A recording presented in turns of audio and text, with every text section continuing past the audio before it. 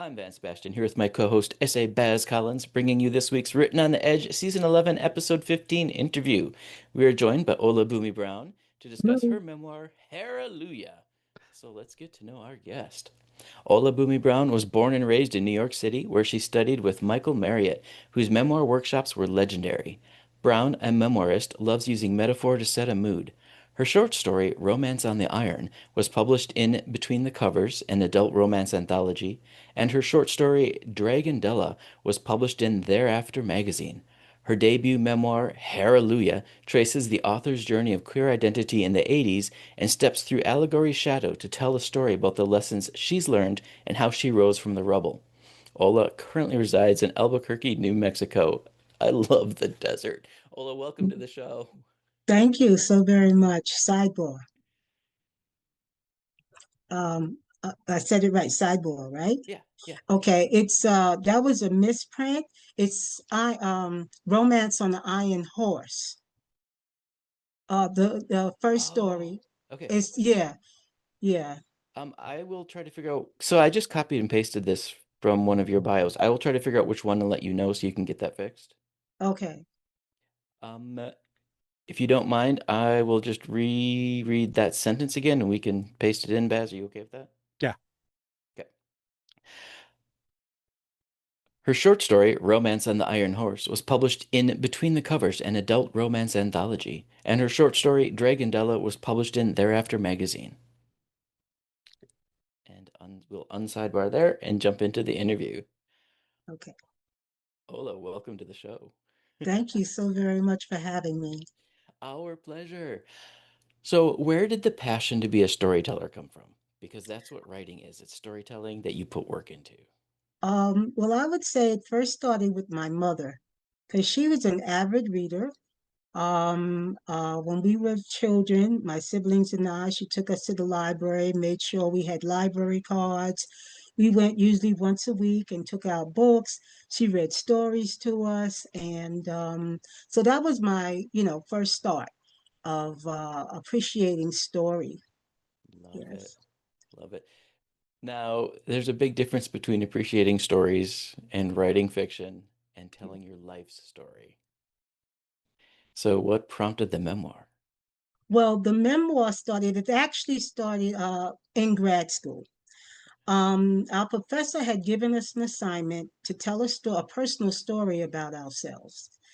And when I wrote the story, we also had to present it, to the class. Hmm. So when I presented my story, my peers really loved the story, and they started to ask me. They said, "Have you thought? Do you write? Do you think about publishing the story?" And I'm like, "No, I just, I just wanted to I'm pass just my doing the class. I want to assignment. get an A, you know." Right. Yeah, so that started it. But then later, but I remember that was the first time in my life where I was in school and I was doing an assignment that made me feel good. I wasn't writing for a grade or, to pass a course. It just made me feel really good about it because I was telling the story. It was my story. I Right. owned it. Right. Um, and then later on, I went through a dark period in my life. My mom was dying. My sister needed a double hip replacement. Oh, I was going through a divorce. And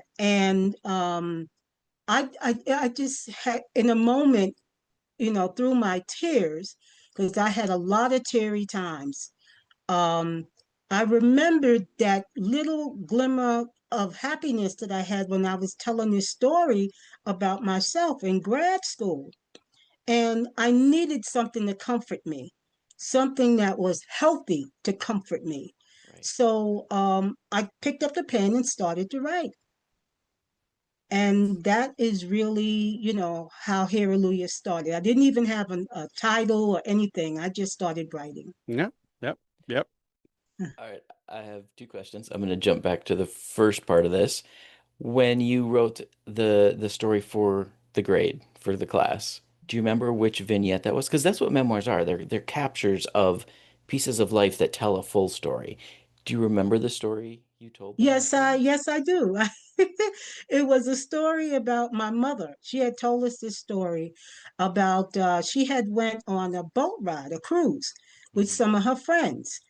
And they were kicking up their heels and having a good time, and she got hot. So she had went out on the deck. It was like on the evening time, and mom had a wig on at that time.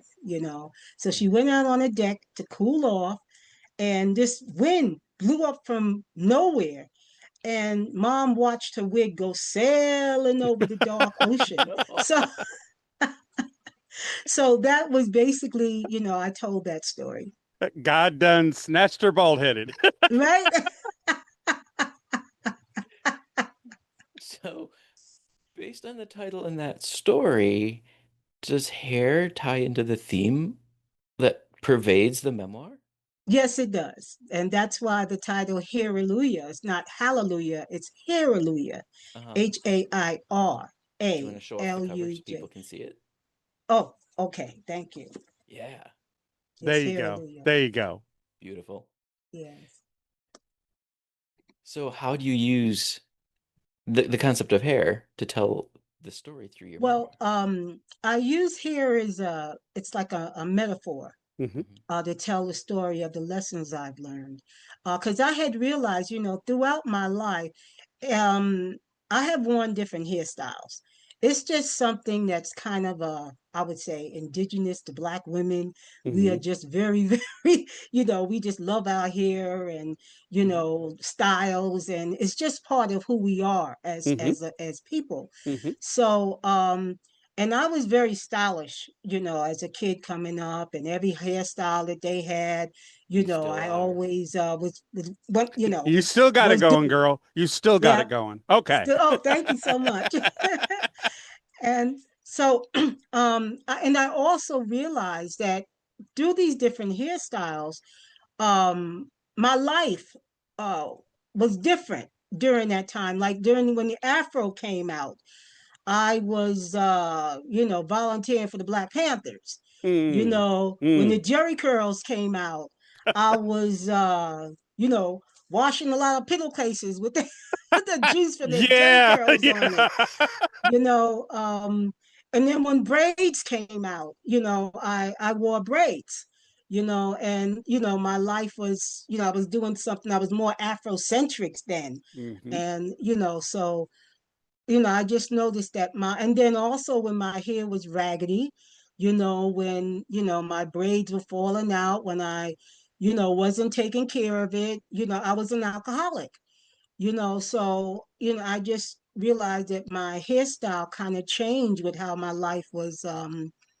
you know, living at that time. And now, well, I keep my hair looking good because I'm sober and happy and I'm There a you writer, go. I'm an There you author. go. So that's just another look, Yeah. Turn that flower to the sun. Just turn it to Right. the sun. Yes. Well, and I freely admit I may have stalked your Instagram a bit before we talked to you, and I saw the many styles and colors that you wear. Oh my God, they're Yes. gorgeous. Do you change them for different moods sometimes? Like I know you said that Yes, sometimes they they are. represent Yes. parts of your life. Moods and climate. That makes Moods sense. and climate. The hotter it gets, and I mean also, I don't know if you had that picture, but I mainly in the summer I wear my hair shaved because part of the story I talk about, having alopecia. Hmm. So, I just, again, it took me some time to get adjusted to losing my hair. And I had to figure out a way to deal with that. And uh, at that time, the more hair I lost, the bigger the wigs got. But then eventually I learned, I met someone that did, they're called head crowns. Okay. They're made with henna. Usually, a lot of the East Indians, do it, and and in Egypt, the Egyptian women do it. They use the henna on their hands and their Hmm. feet. Hmm. Hmm. And I had gone someplace, and I saw this lady, and she had this beautiful henna design on her hand. And I said to her, I said, "Can you put that on my head?" And she said, "Well, I never, done it before, but sure, let's try it. And that gave me the incentive to, I just shaved off all my hair. Mm-hmm. And, you know, because at that time my hair, it only grew in the back. I had lost the sides and the top Mm-hmm. due to alopecia. So I went to her, I went to the barber, got my head shaved and went to her, and she started doing the henna on my head. It was called a head crown, and I just loved it.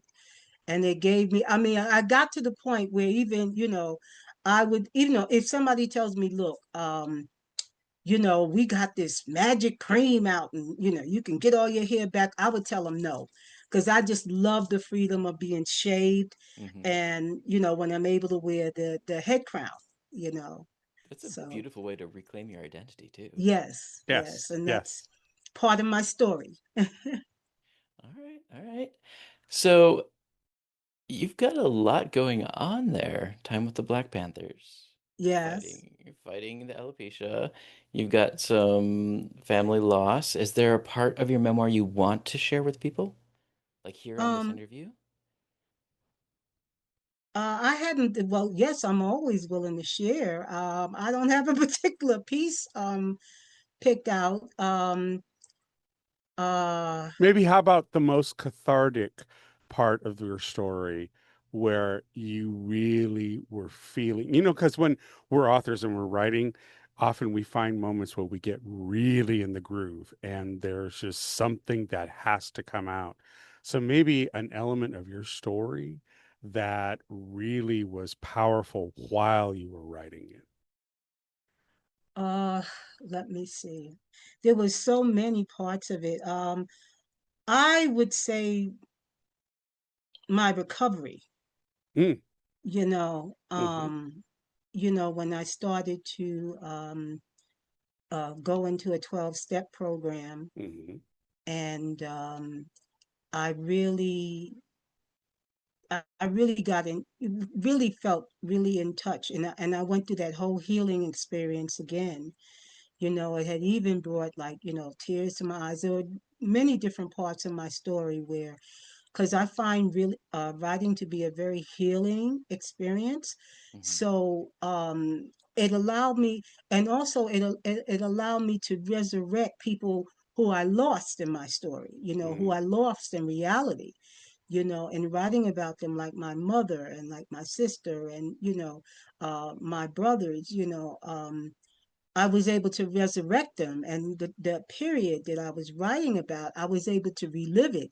Sometimes I laughed, sometimes I cried, you know, sometimes I just had to turn the computer off and come back to it later. mm-hmm, mm-hmm. Yeah. Yeah. It's also interesting because it's so important, especially with Black queer spaces, because Yes. I consume a lot of Black queer media because I like to know what my brothers and sisters and NBs are doing. I like to Mm-hmm. know what their struggles are, what's the big topic of the day. And one of the things that I've really gleaned from consuming Black queer media is how important it is to have not just the queer representation, but the Black queer representation, Yes. because Mm-hmm. the community still is struggling hard with providing safe queer spaces within the Mm. Black community. Yes. And the duality of church life and family life, and then also your queerness Mm-hmm. to resolve that. So I am thrilled that your book is out there because those stories are so vastly important. Sometimes they are life-saving to be told because someone out there needs to hear it. You know what I mean? Yes. Thank you. Yes. And it's part of the reason why, you know, why I wrote it. And before I started writing the memoir, I went to quite a few workshops, writing workshops to develop my craft. And one of the biggest things that came up about memoir was that, you know, writers were, you know, what should I tell? Should I tell this part? This was something bad. This was, you know, I don't want so and so to get angry at me. What do I do? What do I do? You know, um, and you know, and I decided that in writing Hairalujah, I was going to be rigorously honest or not write it at all. Mm-hmm. And that's what I Mm-hmm. love about story. And people that have read Hairalujah also come back and they tell me how honest it really was, that I have just put things on the page that other people may not put on the page, because it's just they don't know, they don't want that exposure, because they don't know what it's going to come back, how it's going to challenge them coming back. And I'm like, well, this is me. This is my story. I'm going to Mm-hmm. tell it like it is. And I wanted it to be healing. You know, um, I wanted people to learn from my experience, and hopefully to be a guiding light, for those who have suffered, in tragedies and trials and errors like I have, you Mm-hmm. know, As well as the to joy. Yes, as well as the joy. The Because Hairalujah. That's yeah, the that's Hairalujah. that's exactly because my parents sang for a very, very prominent gospel choir here in San Diego where we are. They were called the Reflections, and um, I came up in the Black community in and around the church because of the gospel choir that my parents were involved with. And, so I grew up watching the most joyous of joys and the gut wrenching, deepest sorrows within the community. And one of the things I've always admired about the Black community is their ability to see each other. I would be walking with a Black friend of mine when we worked at the same job together, and we were just taking a break walking through, and we walked by, and any Black person that passed us, she always made sure to say hello, good morning, whatever. And the ability to see one another and to Yes. make that human connection, I just admired that so much. And I think that's what people have lost within themselves, no matter what part of the diaspora you are, that Yes. we don't see each other as we should. And I really applaud Black excellence when it's up there, because I know how important it is, and that it Ye- doesn't take away from your own excellence. That's the thing, Right. the part that people miss is that, Yes. celebrating someone else's excellence should inspire you to be great Yes. yourself, but Yes. somehow they think it's taking something away from them. And I Mhm. just to get don't get that disconnect, but I see it all the time. You know what I mean? Yes. Yes. Well, part of it is that I was, raised in, an era where the model was it takes a village, you Right, know. right. And I mean, you're talking about, late 60s, 70s. I Mm-hmm. mean, I was a key latch child, Mm. but Same girl. neighbors, yeah, Same. you know, I mean, back in those days, I mean, your neighbors could spank you, Right, and then they exactly. would spank you and then turn around and tell your parents that they Right. So you spanked got you and another tell, one. right, right, right. That, yeah, so, that's the era I grew up with, and it's never left me, and I mean, I love social media. It all has its good points, but it's also dehumanized people to a certain Mm-hmm. degree, Mm-hmm. and I really miss that, and I usually try to connect to that as much as I can, just incorporate it, Yeah.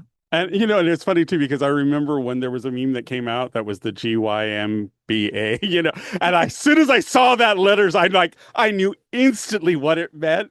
And I was on the floor. I'm like, because it just was so much, it brought so many warm memories back of my time in and around the gospel choir as a child Yes, and running around with all my friends, while their parents were singing in the choir, yes, and so it brought back so many memories.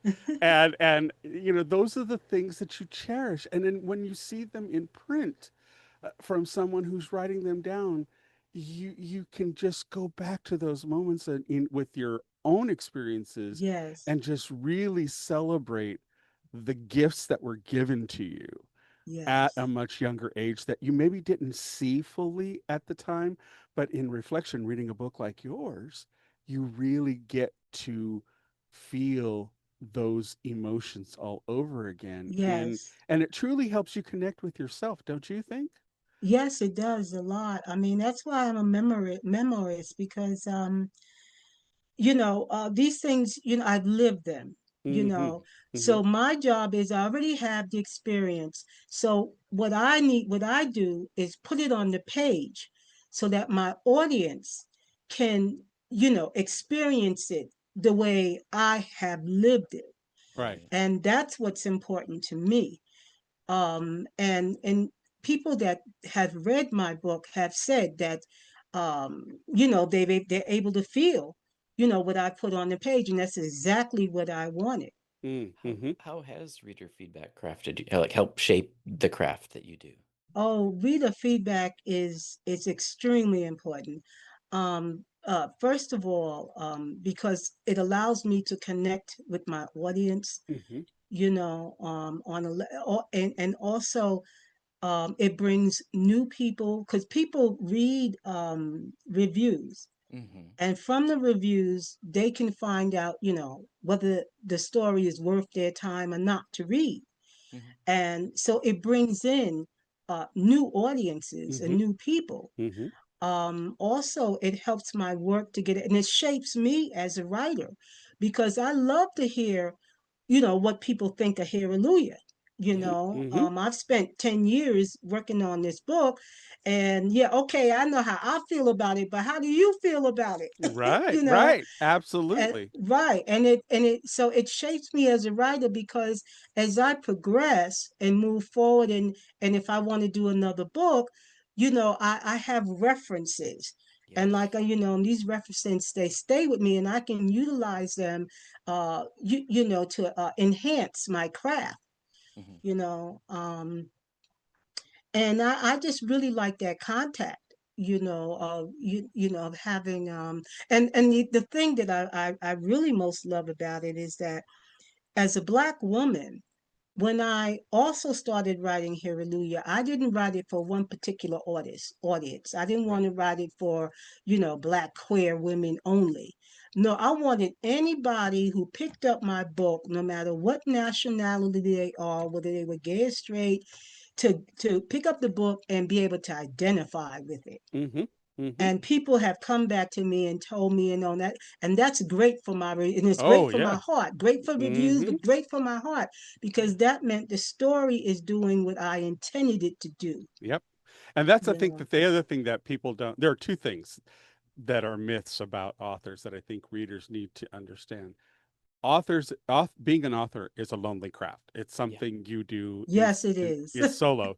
So we like when our audiences respond to what we're doing because it lets us know it's our pulse check from hearing Yes. from them and letting us know, are we hitting the mark? Are we doing it? Because as Vance once said in our series of these interviews, the only kind of criticism you don't want is meh, because Yeah. if it's meh, you can't do anything with that. If they love it, you get all the flowers, but if they hate it, then you have life lessons to pick up there and author craft lessons to pick up there, Mm-hmm. because it could be something that you missed in the crafting of your story. Yes. And that's kind of the other part of it is there's that loneliness, and then the experience, and it's so powerful because I wrote a book about two white kids who were in high school and what their story was, because I wanted a story about a boy of light with who ends up being with a boy who only seeks the shadows. So I wanted that light and dark to play against Mm-hmm. each other. Yes. And I just really was amazed at how many black gay men from African countries who wrote me and said, "Thank you for your book." It ended up in a place that I never even imagined Right. somebody would connect with it. But when you write these things, and if it gives them something to hold on to, Yes. child, you can write me all the 5-star reviews you want, but those emails Right. meant the Right. most. You know what I Right. mean? And Yes. and that's when you know that you're really striking gold. So I think those Yes. myths need to be dispelled, because as authors, it's the only way we can check Right. ourselves to see if we're not wrecking ourselves and doing some of this Yes. stuff. You know what I mean? Yes, and a lot of countries, a lot of parts of Africa, they don't condone, you know, It can be a death sentence. yes, Mm-hmm. right. So your story getting out there, you can see how that would grab. It lets them know. I mean, I remember I was working in a school, in a high school, and this is like back in the 80s. So queer life, or it was still, Mm-hmm. in the dark ages. And there was a gym teacher I've never forgot, and she did a bulletin board with lesbian and gay men, like from years ago, Mm-hmm. like oh God, who is I can't think of the name right now, but the very famous black writer, oh Oh, God. I know who you're talking about. I see her Yeah, face. me and names are I'll terrible. put it up here somewhere. Just yeah, I Right, remember. I right. remember. Yeah. But they were famous gay people, lesbians, and gay men. And she had did a bulletin board, you know, um, So you had the Harlem Renaissance. right, right. There you go. Yeah. And the kids that were gay had come to her and really thanked her, because they were in the closet, and they didn't have anybody to talk to. No They were social media. lonely, Yeah. Mm-hmm. and they were being outed, and it was just so sad. So it really connected, Mm-hmm. and I remember she asked me, and I thanked her for doing the bulletin board, and she asked me why, and I said because it's given these children something to connect. It shows them that they're not alone, Yep. and it Yep. gives them something It to gives them relate to and history. connect to. Yeah. Right. It gives Yeah. them history. It gives them Right. longevity that Yeah. this stuff existed before them. Right. And that is tremendous because it provides these kids with the foundation to Yes. stand on their own. You know what I mean? Yeah. Yes. Yes. Yeah. You know. So, Ola, I have to ask, just in the interest of time, is there anything about Hairalujah that you want the world to know that we didn't think to ask? um what I want people to know, and like I wrote it down so I can remember, is I want people to remember that the most broken pieces in someone's life can be reshaped into something divine. Beautiful. You know, Absolutely. That part. That is beautiful. All yes, right. Are you ready for our get to know you questions? sure. Take it away, Bess. Okay, before we get to that, just a quick note for those of you out there who are experiencing Ola's wonderful story and her craft. Please take a moment to like, subscribe, do all the things the algorithm requires of all of us. And if you are so inclined to help support Vance and my project in honoring and holding all of these queer voices for one repository that people can come to for their next queer media consumption, then consider helping us out by going to our Patreon and either donating monthly, or there are tons of reactions up there I do with Albert on queer media. And you can buy individual episodes, you can buy individual movie reactions and see the full unedited version. Or you can go to Buy Me a Coffee and do a one-time donation. Find that change that's loose on the couch and send it our way. Every little bit helps, and we are very, very thankful for it, because the project of documenting these queer experiences and these queer creators' lives are very, very important, especially in divisive times like we have today. So those are two ways you can do it. The last way is by joining our YouTube memberships. It's only 99 cents a month, less than a buck. We realize times are financially tough. There's a way you can support us for less than $1 a month, and it goes a long way to keeping this project going, so that we can be that central spot where all of these voices collect and you can find your next queer media purchase. All right, with all of that out of the way, let's get into the weeds with Ola. Okay, what book, film, or piece of art has had the biggest influence in your writing style? Uh, the biggest.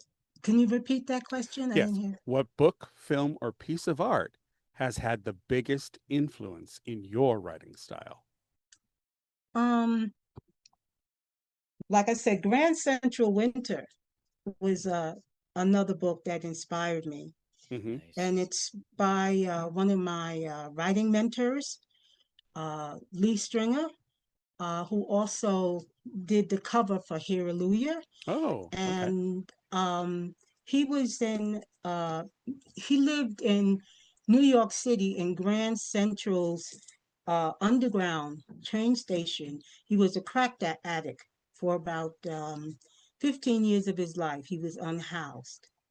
And he basically, got off of crack and he wrote the book Grand Central Winter while he was homeless and living in Grand Central Station, Mm, mm. and it just starts off where he picked up a pencil rather than a piece of crack, and and started writing. And that probably saved his life. Yeah.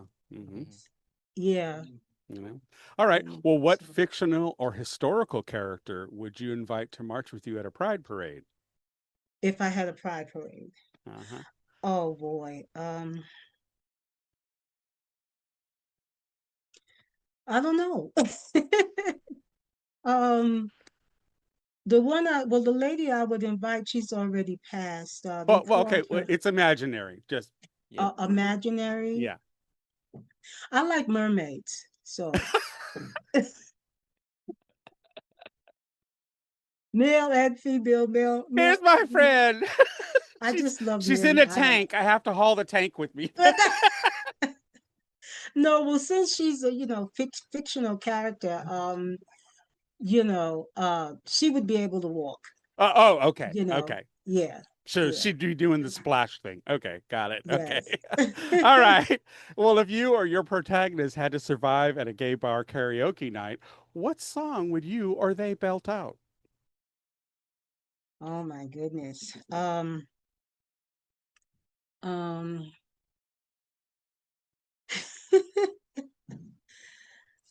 Oh goodness. I just oh Lord, I can't think of any song right now. What is my favorite song? I'm every woman. Oh, there you go. What's There that? you go. Any Yeah, any Shaka. I'm every woman. I'm Yeah, down with Shaka. So yeah, any yeah. Shaka. I We love yeah. Chaka Khan. Uh-huh. I Yep. love Yep. Chaka. I love that. I love that now her channel she does meditative Yeah, narrator thing. That's yes. cool. She looks That's cool. great. Yeah, she Yeah. does. She looks fabulous. I want to look that good. Yeah, right? Right? All right. Well, what's a place, real or imagined, that feels like home to you and why? Well, I would say Albuquerque, no, because I was born and raised in New York, and it's completely different. I mean, there's Oh no, yeah. you know, uh, people always ask me, well, how did you do that? And I would say, I was called here. Mm. I just heard a voice in my head that says, we're going to New Mexico. I didn't even know it. And I used to get mixed up and think that New Mexico and Arizona were the same places, to let you know how much I did not know about it. Hmm. And I love Albuquerque. Like I said, I was called here. I heard a voice. It brought me here. And I love it. I mean, I will travel. I will see other places, but Albuquerque is my Is home. I home. love All right. sky, the mountains, There you go. There you um, go. All yeah. right. Well, what's the strangest or most unexpected place you've ever found inspiration for a work of yours? Where I found my work. Yeah, Where you found inspiration. yeah, what's the most unusual place that you found inspiration for writing? um, She's all, girl, one time I was on the toilet and no, I wasn't on the toilet. Um, how about a bathtub? oh, well, there you go. A Why not? bathtub, Why not? and yeah, I was ODing, Oh, okay. Okay. Okay. and that always stayed with me. You know, I didn't know it was going to be a story, but it was something I never forgot. Yeah. Hmm. You know, and my grandmother is the one. Was deceased, but she's the one who I say saved me, because she came to me, while I was passed out in the tub, And I remember she just shook her head no, like this. And then I kind of woke up, and so I would say that bathtub was the strangest place because I just, yeah. Yeah, wherever it comes, It was right. as It was a long as you story in that. yeah, as long as I'm you like, recognize somebody this. got to hear that. Not mama, not mom, but somebody got to hear I totally am there with you. I love that. I love that. All right. Well, which themes or motifs do you find yourself returning to again and again in your work? here, Mm-hmm. here. I also a lot of metaphors that I grew up with. Let me see if because my mother and the elders used to say certain things to me that oh, here's one good one that I never forgot. I think my grandmother used to tell me this, from the time I was a child. And that, children, you get work to do or whatever, and I want to go outside and play. So I would half do it and then ready to run outside. My grandmother used to always say, if a task is once begun, never leave it until it's done. Be a task, great or small, do it well or not at all. I hated it. I hated it because every time it was like, hey, the task, and and still, I'm in my late 60s and I still, if I'm doing something, the task is once begun, never leave it till it's done. So, and that kind of stuff I use in my story because I like the punchlines, like if you want to get a point across to somebody, you don't have to give them a long dialogue. You can give them, just a line, Mm-hmm. Mm-hmm. and I grew up on those, and I share them a lot, you Excellent. know. Well, the thing that I think I like to write about perceptions because they are what govern our daily lives and our choices that we make, but people very Hmm. seldom give them their due. And as an autobiographer, a memoirist, that's exactly what you're doing. You're putting down on paper all of the perceptions you have gone through in your life and Hmm. how they have shaped who you are. And so anybody who writes a memoir is speaking my language because I realize what's the process is and Hmm. how it's being put down on paper. And Yes, that is so important that yes, we it is. recognize we have, and sometimes our perceptions are completely wrong and we've operated on them. So it's nice that you are honest with your readers and that you gave them all the good, bad, and indifferent stuff that happened to you because those are important because people see themselves in that kind of storytelling. So Yes, I just want to throw that out there while we're doing thank this you. because I think that is very admirable. All right. So finally, what's a piece of LGBTQ plus culture, music, film, art, or history that never fails to inspire you? Um, oh, I liked Pause. I think Pause. I think that was the name of it. Pose, It w- Pose, exactly. I ballroom, love ballroom Pose. culture.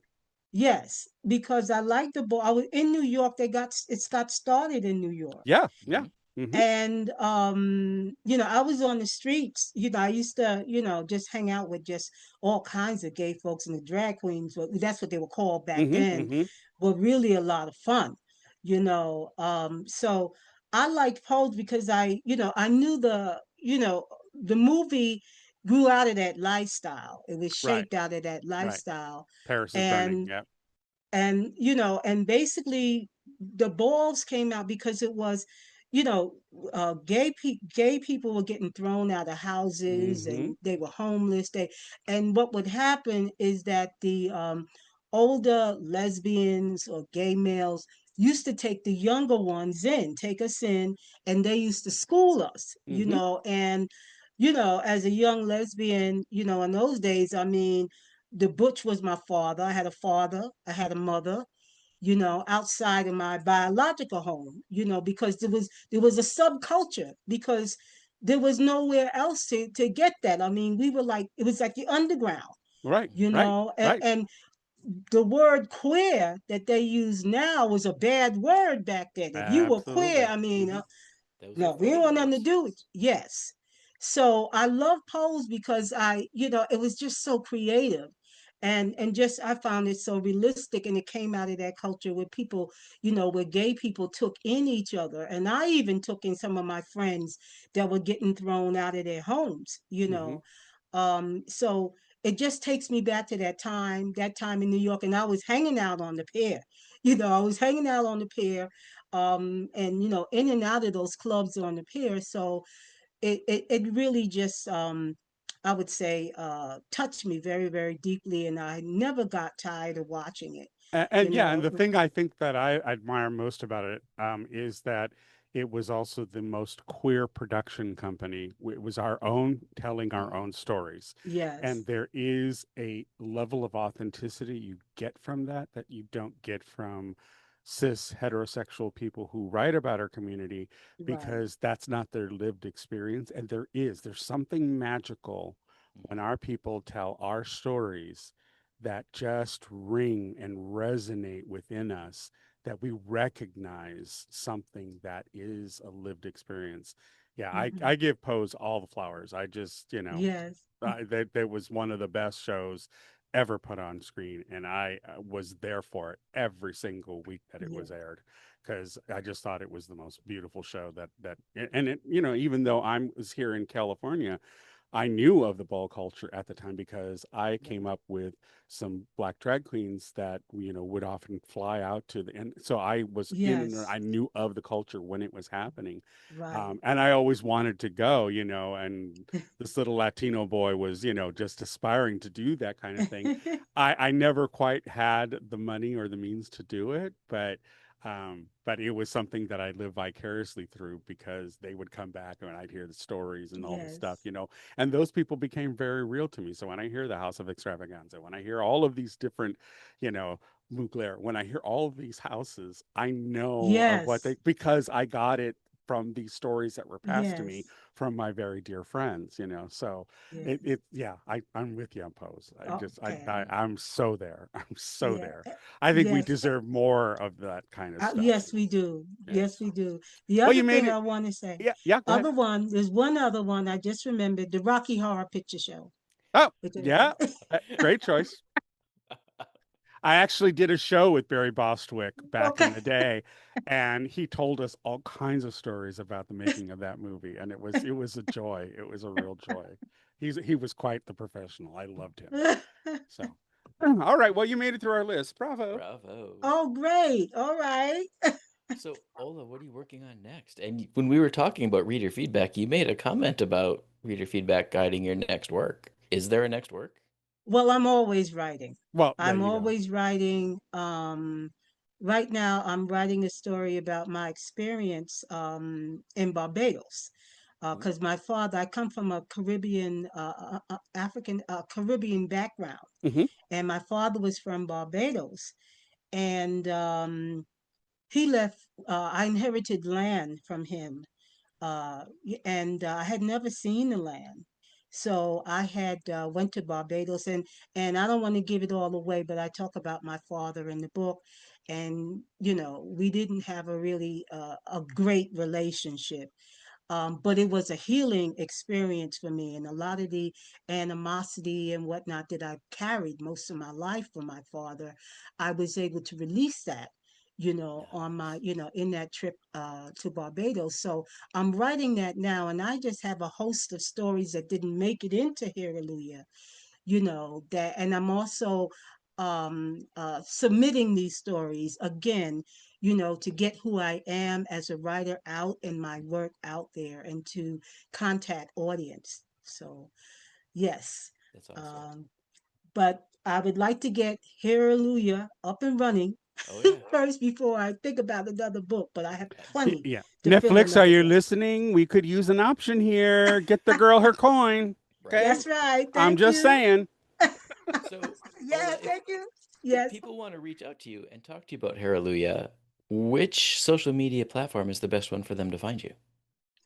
Well, I have a website. Perfect. Okay. That would be a website. It's www.olabumi, my first name.com. Perfect. And I did find that it links to the other socials, so Yes. they're all there. Yes, Excellent. Well, definitely come back when you get that other book going, I Yeah. certainly will. because you And are a joy. oh, Yes. thank you. And you all are very precious. And again, I'd like to thank you so much for doing what you're doing. You know, I think it's really a wonderful idea. I'm going to support you, and I'm going to ask, And if you you know, have put the other word out. black queer authors or who write about queer lives, Yeah. send them our way because Yes. Okay. we want that representation here. Okay. I We know definitely, how important it really is. yes, Yes. I definitely will. Thank you so very Hmm. much. Thank Okay. you. All right, Ola, do you have any final words of wisdom? Um, I would just say perseverance. You know, don't allow anybody to tell you you can't do something. If you want to do something, because I'm dyslexic. And for many years, I didn't think I could write here. You know, I could write. You know, I had a story to tell, but I shied away from writing because I had this was dyslexic. But today I have a book out, and and I'm very proud of that. So anything, if you have a goal that you want to pursue, don't let anyone tell you that you cannot do it, that you cannot achieve it. You put your mind to it, and you go forward. And it's just, a writing career is ask the chair. You know, if you want to write, it's ask the Yes. chair. It's perseverance, and just keep going, and it'll happen for you. Beautiful. Yeah. Folks, we'd like to extend a huge thank you to Ola Boomy Brown for joining us. Ola, thank you. And thank you for your flexibility today. Thank you. All right, Okay. fans, friends, and listeners, we at Written on the Edge are proud to introduce you to new media by queer content creators. So if you enjoy learning about new artists or hearing our thoughts on entertainment media, please like and subscribe so you get the alerts for new episodes. Our show was produced by Rogue Ravens Media. For our disclaimers, links to social media, our listen stations, or to sign up as a guest, visit www.roguepodcast.com. Tune in next week for your queer media fix. Bye bye Okay. now. Bye.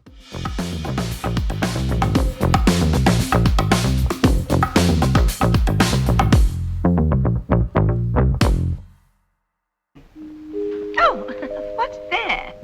Closing time. Bums rush and melody, dear.